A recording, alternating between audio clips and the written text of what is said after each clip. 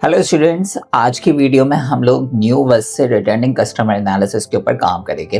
पहले तो हम लोग इसकी वर्किंग सीखेंगे कि इसे परफॉर्म किस तरीके से किया जाता है पावर बीआई के ऊपर, और फिर इन दी एंड जब जो सिर्फ ये काम सीखना है वो जब ये काम सीख जाए उसके बाद जो स्टूडेंट्स आए हुए हैं वो ये सब जान सके कि ऐसी एनालिसिस करके कंपनीज को क्या बेनिफिट मिल सकते हैं और वो लोग ये एनालिसिस एक्चुअली परफॉर्म ही क्यों कर रहे होते हैं। ठीक है, सो ये एक इंडस्ट्रियल पॉइंट ऑफ व्यू से काफ़ी इंपॉर्टेंट एनालिसिस है। आए दिन आप अगर किसी भी एफएमसीजी फर्म में या फार्मास्यूटिकल फर्म में या इवन हेल्थ केयर किसी भी डिवीजन में जाते हैं, किसी भी इंडस्ट्री में जाते हैं, तो वहाँ पर आपको ये एनालिसिस परफॉर्म करनी ही होती है।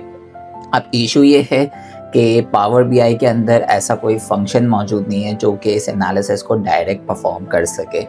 सो हम लोग क्या करेंगे, हम लोग इस पर थोड़ी सी क्रिएटिविटी अप्लाई करेंगे और सम एक्स फंक्शन और कैलकुलेट फंक्शन को मिला के कुछ क्रिएटिव करने की कोशिश करेंगे ताकि हम लोग इस एनालिसिस को परफॉर्म कर सकें। ठीक है, सो हम लोग अपनी स्क्रीन पर चलते हैं और इस एनालिसिस को परफॉर्म करना स्टार्ट करते हैं।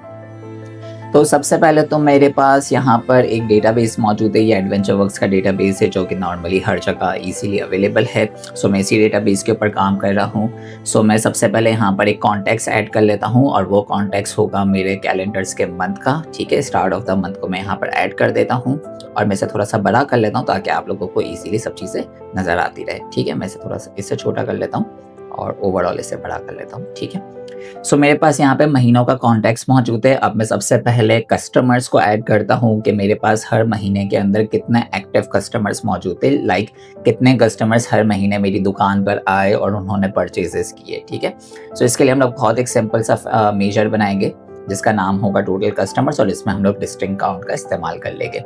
So total customers is equals two distinct count. Okay, और डिस्टिंक्ट काउंट के अंदर हमारे पास ऑप्शन है कि हम लोग कौन सी कस्टमर की लेना चाहते हैं। तो हम लोग अपने डायमेंशन टेबल से नहीं बल्कि अपने सेल्स के टेबल से डेटा उठाएंगे।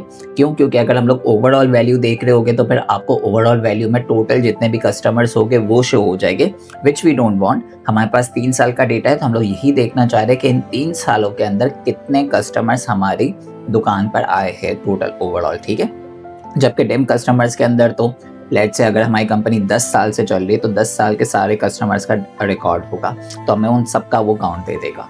सो इसलिए हम लोग अपने जो काउंटिंग लेंगे वो सेल्स टेबल से लेंगे, ना कि डायमेंशन टेबल से। सो ये कन्फ्यूजन नॉर्मली स्टूडेंट्स को रहती है कि मैं क्यों यहाँ पर सेल्स टेबल ले रहा हूँ, क्यों मैं डायमेंशन टेबल्स को नहीं ले रहा, तो यही रीज़न है इसका। ओके, सो मैं यहाँ पर सेल्स डेटा को ले लेता हूँ और मैं इसे यहाँ पर ऐड कर लेता हूँ। ठीक है, मैं यहाँ पे इसे होल नंबर में कन्वर्ट कर लेता हूँ ताकि मेरे पास कुछ कॉमास वगैरह आ जाए इसमें। सो आप लोग देख सकते हो यहाँ पर मेरे पास एक नंबर्स की वर्किंग आना शुरू हो चुकी है जो कि मुझे ये बता रही है कि जनवरी में मेरे पास लगभग 184 कस्टमर्स पूरे महीने के अंदर आए। फिर इसके अलावा फरवरी में 165 और over the period of time ये नंबर बढ़ता जा रहा है। ठीक है, अब इसमें मुझे ये नहीं पता कि जनवरी में जब हमारी कंपनी खुली या जब भी मेरे पास ये डेटाबेस है तो 184 कस्टमर्स जनवरी में आए। अब फरवरी के अंदर जो 165 कस्टमर्स मेरे पास आए हैं उनमें से कितने रिटर्निंग कस्टमर्स है, लाइक कितने ऐसे कस्टमर्स हैं जो कि पहले से जनवरी में आ चुके थे मेरे पास। ठीक है, मेरे पास अभी ऐसा कोई भी इंफॉर्मेशन मौजूद नहीं है, मुझे बस ये दिखाना है 165 कस्टमर्स है। अब मुझे ये जानना है कि इनमें से कितने रिटर्निंग है और कितने न्यू है। ठीक है, सो हम लोग ये जानने की कोशिश करते हैं। सबसे पहले हम लोग जो कैलकुलेट करेंगे वो हम लोग करेंगे हमारे रिटर्निंग कस्टमर्स। ओके, सो मैं एक नया मेजर बना लेता हूँ। अब जो अप्रोच हम लोग यहाँ पर लेंगे इस कैलकुलेशन को परफॉर्म करने के लिए वो ये होगी कि हमें ये देखना है बेसिकली कि अगर फैब के अंदर हमारे पास, या चलो फैब तो बहुत ऊपर है, हम लोग थोड़ा नीचे आते हैं, अगर मई के अंदर हमारे पास 206 कस्टमर्स आए हैं और हमें ये देखना है कि इनमें से कितने ऐसे कस्टमर्स हैं जो पहले हमारे पास आ चुके हैं। सो हमें क्या करना होगा, हमें जैन से लेके अप्रैल तक के अंदर उन कस्टमर्स को जाके चेक करना होगा। लाइक लेट से मई के अंदर एक कस्टमर है जिसकी एक की है स्पेसिफिक, लेट से उसका नाम मोहम्मद अब्बास है, तो हमें ये देखना होगा कि क्या वो मोहम्मद अब्बास अप्रैल से लेके जनवरी में या जनवरी से अप्रैल में कभी हमारे पास पहले आ चुका है या नहीं। अब हम नाम का तो इस्तेमाल कम कर नहीं रहे, हम लोग की का इस्तेमाल करें क्योंकि नाम तो सिमिलर हो सकते हैं। सो हम लोग की का इस्तेमाल करें। हम लोग ये देखना चाहते हैं कि क्या ये कस्टमर पहले हमारे पास आ चुका है या नहीं। तो हम लोग लॉजिक इस तरीके से बनाएंगे कि सबसे पहले हम लोग सम एक्स के अंदर इन सारे कस्टमर्स की कीज दे देंगे। ठीक है, सम एक्स के अंदर आप लोगों का जो सबसे पहली रिक्वायरमेंट होती है विच इज़ योर टेबल, वहाँ पर हम लोग एक टेबल या एक कॉलम का इंफॉर्मेशन देने की बजाय हम लोग उन्हें लिस्ट ऑफ वैल्यूज़ दे देंगे जो कि हमारे कस्टमर्स होंगे जो with in that specific context में आए होंगे हमारे पास। लाइक मई के अंदर हमारे पास जो 206 कस्टमर्स आए थे, हम उन्हें उसकी लिस्ट दे देंगे। ठीक है, क्यों ऐसा कर रहे हैं हम लोग? क्योंकि सम एक्स के अंदर हम लोग जो भी टेबल या जिस भी कॉलम का रेफरेंस देते हैं, सम एक्स सिर्फ उन्हीं के ऊपर वो कैलकुलेशन अप्लाई करता है। राइट, तो हम लोग क्या करना चाह रहे हैं, हम लोग उन्हें वो लिस्ट ऑफ वैल्यूज दे देंगे, एक कॉलम बेसिकली दे रहे हैं जिसके अंदर सारी कस्टमर कीज मौजूद है उन 206 लोगों की। फिर हम लोग क्या करेंगे, हम लोग कैलकुलेट के थ्रू ये उसे बताने की कोशिश करेंगे कि आपको इन 206 कस्टमर्स को पीछे जाके ढूंढना है। पीछे कैसे? मई के महीने में अगर हम लोग मौजूद है तो मई के महीने से पहले जितने भी महीने हमारे पास मौजूद हैं कैलेंडर टेबल के अंदर, हमें उन सारे महीनों में जाना है और उनमें जाके चेक करना है कि क्या वो की जो इस वक्त हमें नज़र आ रही है, जो पहली की है, क्या वो पहले कभी आ चुकी है या नहीं आई है। ठीक है, इस तरह हमारे पास जो 206 कीज है हम उन सब के ऊपर उसे इटरेट करवाना चाह रहे हैं। हम ये कहना चाह रहे हैं कि हर एक को जाके देखो और देखो पीछे क्या वो लोग कभी आए हैं या नहीं आए हैं। अगर कैलकुलेट को पीछे वो मिलेगा तो वो उससे काउंट करके हमें नंबर ला के देता जाएगा। लाइक हमें वो बताता जाएगा कि वो पीछे कितनी बार आ चुका है, 2 बार आ चुका है, 3 बार आ चुका है, 5 बार आ चुका है या 1 बार भी नहीं आया। अगर वो 1 बार भी नहीं आया है तो इसका मतलब है वो न्यू कस्टमर है। अगर वो आ चुका है 1 बार, 2 बार, 3 बार, 4 बार, 5 बार, जितनी बार भी आ चुका है, तो इसका मतलब है वो हमारे रिटर्निंग कस्टमर है। ठीक है, तो इस तरीके का हम लोग कुछ लॉजिक बिल्डअप करने की कोशिश करेंगे। सो हमें जिस मेजर को मैन्युपुलेट करना है in the calculate function, that will be the total customer जो अभी हमने बनाया ना, हमें इसे मैन्युपुलेट करना है। हमें कहना है कि इस 206 आपको काउंट नहीं करके हमें ला के देना, बल्कि आपने 1 मई से पहले जितने महीने आ चुके उनमें जाके काउंटिंग करनी है, ना कि इस मई के अंदर। ठीक है, थोड़ा सा ये हो सकता है कि आप लोगों को थोड़ा सा कंफ्यूजिंग लगे, बट जैसे जैसे हम लोग ये मेजर बनाएंगे मैं आपको उसको वापस एक्सप्लेन करता जाऊँगा। सो मेजर क्रिएट करते हैं, लिखते हैं रिटर्निंग कस्टमर। ठीक है, ये इसका नाम हो गया। इस इक्वल्स टू में से थोड़ा सा बड़ा कर लेता हूँ। अब हमें जितनी चीज़ें रिक्वायर्ड है हम लोग पहले उसका एक वेरिएबल बना लेते ताकि हम लोग उसी को नीचे यूज़ करें। सो सबसे पहला वेरिएबल मैं टोटल कस्टमर्स का ही वापस एक बार वेरिएबल बना लेता हूँ, क्योंकि मैं इस मेजर का रेफरेंस नहीं देना चाह रहा, मैं उसका एक वेरिएबल ही बना के रखना चाह रहा हूँ। तो मैं अंडरस्कोर टोटल कस्टमर्स बना लेता हूँ। ठीक है, is equals to the distinct count of sales customer की। ठीक है, सो ये मेरा पहला वेरिएबल हो गया। दूसरा वेरिएबल मेरा हो जाएगा, मुझे चाहिए है क्या, मुझे चाहिए है मेरी लिस्ट ऑफ वैल्यूज़। ठीक है, सो जैसे कि जो मेरी मई के अंदर जो 206 लोग आए हैं, मुझे उनकी एक लिस्ट चाहिए, एक डिस्टिंक्ट लिस्ट चाहिए, क्योंकि हम लोग सेल्स टेबल का रेफरेंस दे रहे हैं। सेल्स टेबल में उन लोगों ने काफ़ी बार रिपीट हुआ हो सकता है, ऐसा हो सकता है कि मई के अंदर कुछ कस्टमर्स रिपीटेडली आए हो, ऐसा हो सकता है। तो हम लोग क्या करना चाह रहे हैं, हम लोग उसकी एक लिस्ट लेना चाह रहे हैं जिसके अंदर सिर्फ और सिर्फ डिस्टिंक्ट एक लिस्ट आ जाए हमारे पास। तो इसके लिए हम लोग क्या करेंगे, एक्टिव कस्टमर्स का एक वेरिएबल बना लेते हैं जिसके अंदर आप लोग वैल्यूज़ फंक्शन का भी इस्तेमाल कर सकते हो ये लिस्ट बनाने के लिए, या फिर आप लोग डिस्टिंक्ट फंक्शन का भी इस्तेमाल कर सकते हो। It's completely up to you. मैं यहाँ पे वैल्यूज़ फंक्शन का इस्तेमाल कर रहा हूँ। सो वैल्यूज़ फंक्शन अगेन मैं इसमें रेफरेंस वही कस्टमर की का ही दूंगा। सो ये क्या करेगा, हर जो 206, 204, 198 जितने भी कस्टमर्स यहाँ पे एक्टिव दिख रहे हैं उनकी एक लिस्ट बनाकर मुझे दे देगा। ठीक है, फिर थर्ड वेरिएबल मैं अपना बनाऊंगा। मुझे क्या चाहिए, मुझे एक डेट चाहिए जो फर्स्ट डेट हो मेरे महीने की। क्यों?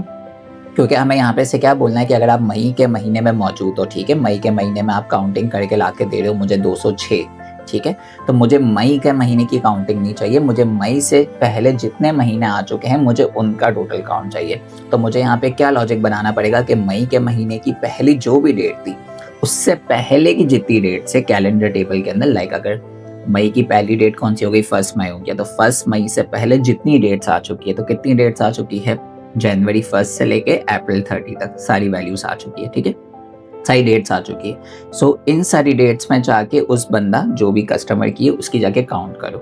This is what I am trying to say. ठीक है, सो मैं इसके लिए क्या करता हूँ, मैं यहाँ पर एक फर्स्ट डेट का वेरिएबल बना लेता हूँ। ठीक है, इसमें मैं डाल देता हूँ फर्स्ट डेट। ये मेरा एक फंक्शन है जो कि मुझे first date of any context ला के दे देगा। आप चाहते तो यहाँ पर मिनिमम मिन फंक्शन का भी इस्तेमाल कर सकते थे, बट फर्स्ट डेट ज़्यादा ईजी टू अंडरस्टैंड लगता है, मतलब नाम से ही पता चल रहा है कि ये क्या करने वाला है। सो मैं कैलेंडर टेबल का डेट का इसमें रेफरेंस दे देता हूँ क्योंकि इसको सिर्फ डेट्स की रिक्वायरमेंट होती है। तो ये यहाँ पर देखेगा मई कॉन्टेक्स्ट है तो मई की पहली डेट ला के दे देगा, जून का कॉन्टेक्स्ट है तो जून की पहली डेट, जुलाई के कॉन्टेक्स्ट में जुलाई की पहली डेट ही मुझे ला कर दे देगा। ओके, सो ये मेरे 3 वेरिएबल्स बन चुके हैं जो कि मैं यूटिलाइज करने वाला हूँ अपनी आगे की कैलकुलेशन में। सो अब मैं आगे बढ़ता हूँ और अब मैं एक रिटर्न स्टेटमेंट बना लेता हूँ। ठीक है, रिटर्न स्टेटमेंट बन चुकी है। रिटर्न स्टेटमेंट में मैं सम एक्स का सबसे पहले इस्तेमाल करता हूँ। सम एक्स के अंदर हमें उस टेबल की जगह वो सारी लिस्ट ऑफ वैल्यूज़ देनी होगी जिस पे जाके हम इटरेट करवाना चाह रहे हैं, मतलब उन सारी वैल्यूज़ को हम लोग कहना चाह रहे इन सारी वैल्यूज़ के लिए पीछे जाके काउंट करो। ठीक है, जितनी भी कीज हमारे पास मौजूद है एक विद इन अ मंथ जो हमारे पास एक्टिव कस्टमर्स आए हुए हैं उनकी जो जो कीज मौजूद है उन सबको हम लोग काउंट करवाना चाह रहे हैं पीछे की तरफ। तो मैं यहाँ पर वो सबकी एक लिस्ट दे दूंगा। तो लिस्ट कहाँ पर मौजूद है, हमारे पास एक्टिव कस्टमर्स की जो हमारे पास लिस्ट आ रही है वैल्यूज फंक्शन से, हम वो यहाँ पर देना चाह रहे हैं। सो मैं लिखता हूँ मैं यहाँ पर इसका रेफरेंस दे देता हूँ। सो एक्टिव कस्टमर्स का मैंने यहाँ पे वेरिएबल को असाइन कर दिया है। ठीक है, फिर अब एक्सप्रेशन की बारी आ गई।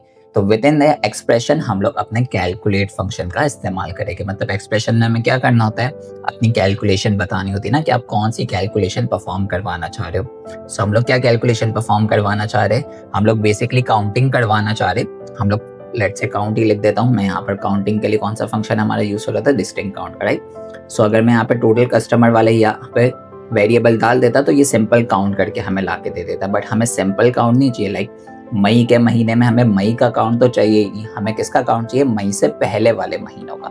सो हम लोग क्या करेंगे, हम लोग इस मेजर को मैनिपुलेट करवाना चाह रहे, इस वेरिएबल को मैनिपुलेट करवाना चाह रहे, तो हम लोग यहाँ पर कैलकुलेट फंक्शन का रेफरेंस देंगे और विद इन कैलकुलेट फंक्शन हम लोग बताएंगे कि एक्सप्रेशन के अंदर हम लोगों ने ये वेरिएबल डाल दिया। हमने कहा हमें इस कैलकुलेशन को जो भी इसमें कैलकुलेशन हो रही है उसे मैनिपुलेट करना है। कैसे मैनिपुलेट कर रहा है, इस वक्त ये मई की कैलकुलेशन कर रहा है तो हमें मई की कैलकुलेशन नहीं करनी है। हमें क्या करना है, हमें ये करना है कि कैलेंडर के अंदर जितनी डेट्स मौजूद है उसको जाकर देखो। ठीक है, और उसमें आप लोग यहाँ पर जो हमारे पास फर्स्ट डेट आई हुई होगी, ठीक है, लेस देन फर्स्ट डेट, जो भी फर्स्ट डेट आई होगी, लाइक मई फर्स्ट है तो उससे पहले जितनी डेट्स है उन सब का कॉन्टेक्स्ट लाके मुझे दे दो। ठीक है, सो मई फर्स्ट से पहले कौन कौन से महीने आ गए, अगेन 1 जनवरी से लेके 30 अप्रैल तक, तो ये सारा फिल्टर मुझे लाके दे देगा, ये सारी वो मुझे डेट्स लाके दे देगा। तो उन सारी डेट्स के लिए ये काउंटिंग अप्लाई हो जाएगी। ठीक है, for all the list of customers that is available for to be, okay, within a given context.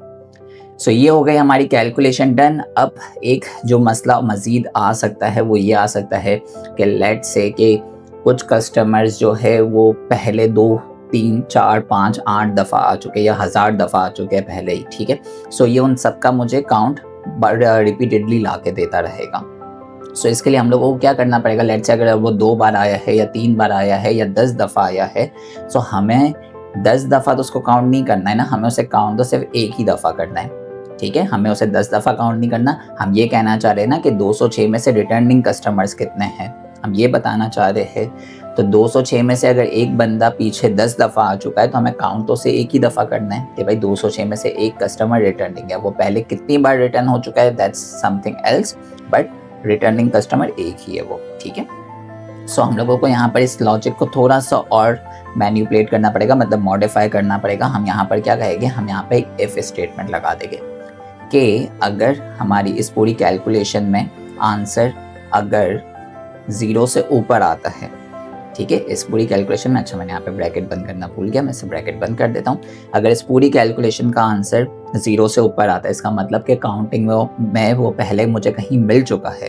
ठीक है, 1, 2, 10 जितने भी काउंट्स आ रहे हैं उसके, तो मुझे क्या आंसर में ला के देना है, अगर वो 0 से ऊपर है उसका नंबर तो मुझे 1 ला के दे देना है सिंपली।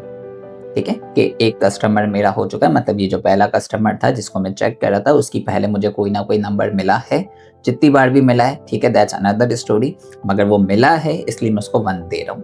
ओके, और अगर वो मुझे नहीं मिला है तो मैं 0 दे रहा हूँ। ओके, सो अगर नहीं मिला है इसका मतलब वो न्यू कस्टमर, इसलिए हमें उसे काउंट नहीं करना है, रिटर्निंग कस्टमर की कैलकुलेशन में तो वो नहीं आएगा, इसलिए हम उसको 0 दे रहे हैं। ओके, बस इसको हम लोग ब्रैकेट क्लोज कर देते हैं और इसे हम लोग एंटर कर देते हैं और मैं अब इस पूरी कैलकुलेशन को कंट्रोल सी करता हूँ, बल्कि मैं कंट्रोल सी छोड़ो, यहीं पे मैं खुद ही इसे मॉडिफाई कर लेता हूँ। तो मैं इसे थोड़ा सा नीचे ले आता हूँ ताकि ये थोड़ा सा लुक बेहतर दे मुझे। ठीक है, इसे भी मैं नीचे ले आता हूँ और इन सबको इसके अंदर मैं ऐड कर लेता हूँ। ठीक है, सो इसे नीचे ले आते हैं एंड इसे नीचे ले आते हैं, इसे नीचे ले आते हैं और ये हो गया मेरा पहला ब्रैकेट बंद और ये मेरा दूसरा ब्रैकेट बंद। ओके, सो ये मेरा फंक्शन तैयार हो चुका है। मैं एंटर प्रेस कर देता हूँ और हम लोग इसे यहाँ पर अप्लाई करके देखते हैं। सो रिटर्निंग कस्टमर्स को मैंने यहाँ ऐड कर दिया। सो आप लोग देख सकते हो कि इस वक्त मेरे पास सेम ही नंबर्स आ रहे हैं। एज सच कुछ चेंज डिफरेंट नंबर आ नहीं रहा। मुझे जाके वापस एक बार चेक करना पड़ेगा। मे बी मैंने फॉर्मेटिंग करते वक्त कुछ ग्लिच कर दिया होगा। लेट्स सी, ऐसे वापस ऊपर ले आता हूँ, कैलकुलेट। ओके, टोटल कस्टमर्स को हम लोग चेक कर रहे हैं। ठीक है, और हम लोग इसे भी ऊपर ले आते हैं। Let's see, okay, it looks okay to me. मुझे नहीं लग रहा कि ऐसा कोई मसला है। मे बी मैंने कैलकुलेशन में कहीं और कोई मिस्टेक की है। लेट्स सी से अगर इस पूरे रिजल्ट का आंसर मोर देन 0, क्योंकि ये मुझे इफ भी एक्टिवेट होता हुआ दिख नहीं रहा। सो मैं देख लेता हूँ कि इफ एक्टिवेट क्यों नहीं हो रहा। ओके, सो मुझे चाहिए, अगर ये लेस देन ग्रेटर देन 0 है तो मुझे 1 चाहिए, वरना मुझे 0 चाहिए। Bracket close, enter. ठीक है, ओके, सो सारे आंसर्स मेरे अभी भी सेम ही आ रहे हैं। सच मेरे आंसर्स में कोई शिफ्ट नहीं आया। सो लेट्स सी कि हमने कहाँ पर गलती की हुई है। सो टोटल कस्टमर्स काउंट हो रहा है, वैल्यू सही है। ओके, और मेरी ओके, मे बी शायद हमने यहाँ पर गलती की हुई। हमने जो लिस्ट ऑफ कस्टमर्स उसको दिए हुए है वो हमने सेल्स टेबल से दिए हुए। Let's try it from the dimension table. हम लोग डायमेंशन टेबल में कस्टमर की से असाइन करके देखते हैं कि क्या आंसर में कुछ शिफ्ट आता है। नहीं, सो इसका तो इशू नहीं है, ये इसे सही से डिटेक्ट कर रहा है इसका मतलब। सो हम लोग इसे वापस ट्राई करके देखते हैं। सो प्रीवियस रिटर्निंग कस्टमर्स, और इसे वापस सेल्स ही कर देते हैं। ठीक है, okay, let's see. So first date less than first date, then dim table if active customers. It looks okay to me. I don't know where the issue is occurring. Distinct customers. Oh, okay. So may be the customer, ये जो हमने customer का जो variable बनाया हुआ है शायद ये सही से काम नहीं कर पा रहा। अगर हम लोग डायरेक्ट टोटल कस्टमर्स का मेजर का ही रेफरेंस दे दे, सो या it's working completely fine. So with in calculate आपका जो टोटल कस्टमर्स का डिस्टिंक्ट काउंट का जो वेरिएबल था वो सही से काम नहीं कर पा रहा। मे बी वो उसे डिटेक्ट नहीं कर पा रहा सही से, तो हम लोग इसे हटा देते हैं यहाँ से, इस वेरिएबल को। ठीक है, और हमने जो मेजर बनाया हुआ है टोटल कस्टमर्स का, हम उसी का रेफरेंस दे देते हैं इसे बेसिकली, क्योंकि दोनों में कैलकुलेशन तो सेम ही परफॉर्म हो रही है। सो अब अगर हम लोग अपने रिजल्ट्स को जाकर देखें तो हमारे पास यहाँ पर आप देख सकते हो कि रिटर्निंग कस्टमर्स पहले पूरे साल में तो लगभग 0 ही आ रहे हैं। उसके बाद हमारे जो नंबर्स है वो बढ़ना स्टार्ट हो चुके हैं। सो 198, 233, 373 एंड सो ऑन। सो इसका मतलब है कि 503 कस्टमर जो जुलाई में मेरे पास आए 2021 में, उसमें से 198 कस्टमर जो थे वो रिटर्निंग थे। ठीक है, मतलब जो कि वापस मेरे पास आ रहे थे। सो अब मेरे पास रिटर्निंग कस्टमर्स आ चुके हैं। अब न्यू कस्टमर्स की कैलकुलेशन तो बहुत सिंपल हो जाएगी। मुझे बस एक न्यू मेजर बनाना है और उसमें मुझे क्या करना है, मुझे अपने टोटल कस्टमर्स में से रिटर्निंग कस्टमर्स को माइनस कर देना है। सो रिटर्निंग कस्टमर्स को लोग माइनस कर देते हैं। ठीक है, सो मेरे पास आंसर आ जाएगा इसका, और ये मेरे पास न्यू कस्टमर्स आ चुके हैं। सो अब आप लोगों ने तीनों को अलग अलग फील्ड्स में डाल दिया है कि आपके पास कितने रिटर्निंग कस्टमर्स है और कितने न्यू कस्टमर्स है। ओके, सो होपफुली आप लोगों को चीज़ें सही से समझ में आ चुकी होगी कि किस तरीके से इस पूरी एनालिसिस को परफॉर्म करना है। अब हम लोग ये बात कर लेते हैं कि इस एनालिसिस का कहाँ पर यूज़ केस ज़्यादा हो सकता है। सो फार्मा कंपनीज हो गई, एफएमसीजी कंपनीज हो गई, वो जब भी अपनी कोई नई इन्वेस्टमेंट्स कर रहे थे, इवन अगर कोई छोटी कंपनी भी हो गई, लाइक कोई सेंट्स की कंपनी हो गई, परफ्यूम वगैरह की कंपनी, आपको आजकल बताइए कितने परफ्यूम ब्रांड्स आ रहे। सो इन्हें ये देखना होता है कि इनके पास रिटर्निंग कस्टमर्स का रेशो कितना ज़्यादा है। इसी से पता चलता है कि उनके जो कस्टमर्स है वो बार बार रिपीटेडली आके परचेज कर रहे हैं या नहीं। पहला तो इससे पता चल जाता है कि आपके जो प्रोडक्ट्स की क्वालिटी है वो कैसी है। अगर कोई भी कस्टमर रिटर्न नहीं आ रहा है, इसका मतलब है आपके प्रोडक्ट की क्वालिटी बेकार है, डेफिनेटली दैट्स वाई वो लोग रिटर्न नहीं आ रहे। सो रिटर्निंग एनालिसिस से हमें अपने प्रोडक्ट्स की क्वालिटी का और हमारे प्रोडक्ट्स जो है वो लोगों को कितना पसंद आ रहे हैं वो पता चल जाता है। इसके बेस पे हम लोग अपनी ब्रांडिंग के ऊपर काम कर सकते हैं, मार्केटिंग के ऊपर काम कर सकते हैं, इवन प्रोडक्ट डेवलपमेंट के ऊपर भी काम कर सकते हैं। इसके अलावा जब भी R&D वगैरह की इन्वेस्टमेंट हो रही होती है तो हमें ये एक आइडिया होता है कि लेट्स से कि कंपनी अगर ये डिसाइड कर रही है कि हम लोग 1 करोड़ रुपए अपनी R&D पे लगा रहे हैं नए प्रोडक्ट को लॉन्च करने के लिए, नए प्रोडक्ट बनाने के लिए। सो उसके लिए हमें पहले ये पता होना चाहिए कि क्या हमारे पास कोई रिटर्निंग कस्टमर्स मौजूद है भी, मतलब उसका कोई रेशो मौजूद है भी। लाइक एक अगर हम लोग एक बिल्कुल नया परफ्यूम ईजाद करने जा रहे हैं, बिल्कुल ही नया परफ्यूम, उसमें बहुत पैसा लगने वाला है। सो हमें पहले ये तो पता हो कि पुराने जितने भी कस्टमर्स है क्या वो हमारे पास रिटर्निंगली आके हमारे पुराने परफ्यूम्स ले रहे हैं भी कि नहीं, ठीक है। अगर वो लोग ले रहे होंगे तो इसका मतलब है कि हमारा नया परफ्यूम आएगा तो वो भी ले लेंगे, ठीक है। सो इससे हमें ये पता होगा कि अगर हम लोग 1 लाख 10 लाख रुपए अपनी R&D पे इन्वेस्ट कर रहे हैं तो वो रिकवरेबल है या नहीं। अगर आपका रिटर्निंग रेशो बिल्कुल ही लो है, इसका मतलब है कि आप लोग 10 लाख रुपए आपने अपने R&D पे लगा दिया और उसके जो चांसेस है रिकवरी के वो बहुत ही कम होंगे, क्योंकि आप लोग पूरी ही एक नए न्यू कस्टमर सेगमेंट को टारगेट करोगे या न्यू कस्टमर्स को टारगेट करोगे, क्योंकि आपके पुराने तो रिटर्न आ नहीं रहे, तो उनको तो वापस भी ईमेल वगैरह भेज के भी वो आपसे नहीं लेने वाले प्रोडक्ट। तो इसका मतलब है कि आपको उसकी मार्केटिंग के लिए पूरा एक अलग बजट लगाना पड़ेगा और उसके सक्सेस की कोई श्योरिटी नहीं है। सो कंपनी से इन सारी चीज़ों को देखते हुए ही न्यू इन्वेंशंस वगैरह, नए प्रोडक्ट डेवलपमेंट के ऊपर भी काम कर रही होती है और इवन अपनी मार्केटिंग प्लान्स भी इसी के बेसिस पे बना रही होती है कि कस्टमर्स की रिटर्निंग कितनी है। ओके, सो होपफुली आप लोगों को वीडियो पसंद आई होगी। अगर वीडियो में कुछ भी नया सीखने को मिला हो तो चैनल को सब्सक्राइब कर लेना, क्योंकि हम लोग ऐसी वीडियोस अब मैं कोशिश करूँगा, वैसे तो मैं बिल्कुल भी वीडियोस अपलोड नहीं करता, पर मैं कोशिश करूँगा कि मैं नई वीडियोस हर 1-2 दिन में आके अपलोड कुछ ना कुछ करता रहूँ, ठीक है।